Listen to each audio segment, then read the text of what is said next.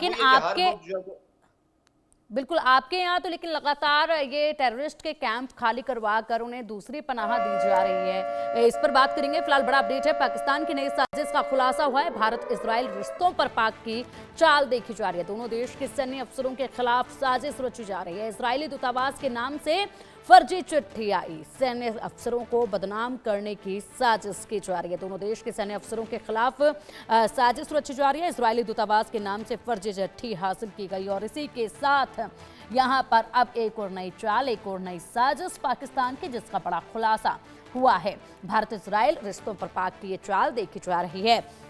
अब देखिए यहाँ पर हुसैन जावेद जी, जिस तरीके से आप कह रहे हैं कि हम सहयोग करने के लिए तैयार हैं, हाफिज सईद को लेकर आप क्या कहेंगे? यहाँ पर तमाम बड़े दिग्गजों को लेकर क्या कहेंगे? तव्वुर राणा का प्रतिफलन किया गया, उससे साफ तौर पर आपकी सरकार ने मना कर दिया। तव्वुर राणा खुद कह रहा है कि पाक आर्मी में था, बखूबी सबूत जो है वो पेश किए जा रहे हैं, लेकिन आपकी तो सरकारें उसके लिए भी मना करती हैं। इतने सबूत बार बार दिखा दिए गए हैं। अब जब इस पर बात हो रही है तो आप लोग कह रहे हैं हम सहयोग करने के लिए तैयार हैं, हम खुद ग्रस्त हैं आतंकवाद से, लेकिन उस तरीके से बोलने से कुछ नहीं हो रहा है।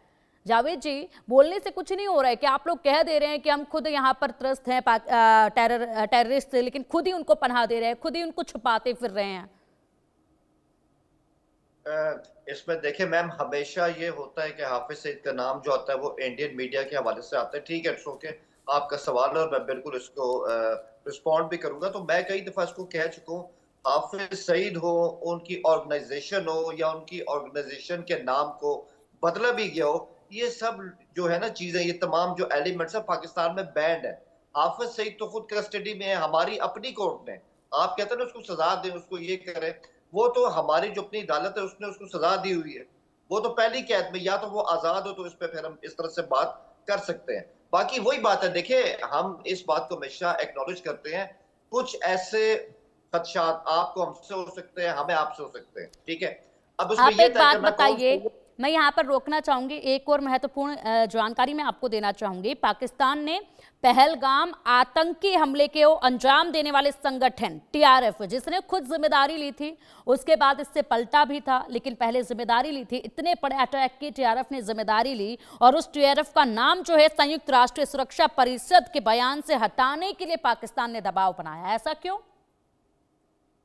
नहीं पिक्की जी, ऐसा कुछ नहीं है। हमने कभी इस बात की जिम्मेदारी नहीं ली कि जनाब ये जो ग्रुप है ये हमारा ग्रुप है, इसको स्टेट की पुष्टपनाही हासिल थी, इस तरह से वहां पे अटैक हुआ। पहले दिन से कह तो रहे हैं जी, फिर जो आपकी गुस्सा या सरकार जो बार बार क्यों इसे हटाना चाह रही है? बयान से उसके लिए दबाव क्यों बनाया जा रहा है कि बयान से इसको हटाया जाए, तभी साइन हम करेंगे? यूएनएससी ने एक बयान में पूरी तरीके से इसका नाम जो है वो लिखा गया है और आपकी जो सरकार है, जो हुकूमत है, वो दबाव बना रही है कि इसका नाम हटाया जाए, उसके बाद ही हम साइन करेंगे।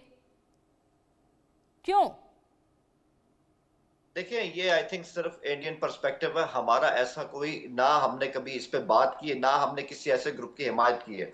अब अगर आपने इस पर आना है कि इसकी वर्डिंग क्या है, उस पर क्या है, तो आप यूएन सिक्योरिटी काउंसिल जो है, आप उनका वो कंडेमनेशन लेटर जो है, सिर्फ उसको चेक कर लीजिए। उन्होंने तो ये भी नहीं लिखा कि ये इंडिया का इलाका पहलगाम था, यहाँ पे इस तरह का वाकया हुआ, हम उसकी मजम्मत करते हैं। उन्होंने कहा ये जम्मू कश्मीर का इलाका है, यहाँ पे हम इसको कंडेम करते हैं। उन्होंने हमारा नाम भी नहीं लिया, यूएन सिक्योरिटी काउंसिल ने जिस अंदाज से कंडेम किया है, तो इसको भी एक तरह से हमारी डिप्लोमेटिक विक्ट्री कहा जा रहा है कि ना उसमें पाकिस्तान का नाम है, ना उसमें यह कहा गया कि ये इलाका इंडिया का था, सिर्फ जम्मू कश्मीर का नाम है। तो मैं वही कह रहा हूँ ना, बहुत सी चीजें हैं, तो उसको भी हमें यहाँ पर देखना होगा। लेकिन बात वही है, मैं आपको बता दूं, ये इस वक्त जो टेंशन है ना, चाहे वो आपके हवाले से, हमारे हवाले से, 2-4 दिन चलेगी, हफ्ता चलेगी, 15 ठीक दिन है, चलेगी, ठीक है। In the Hussain end. Javed ji, आपको यहाँ पे रोकना चाहूंगे, बड़ा अपडेट सामने आ रहा है। सीसीएस की बैठक के बाद अब सीसीपीए की बैठक भी खत्म हो चुकी है। सीसीएस की बैठक में पहलगाम आतंकी हमले पर चर्चा हुई है और उसके बाद अब यहाँ पर दूसरी बैठक भी जो है वो खत्म हो चुकी है।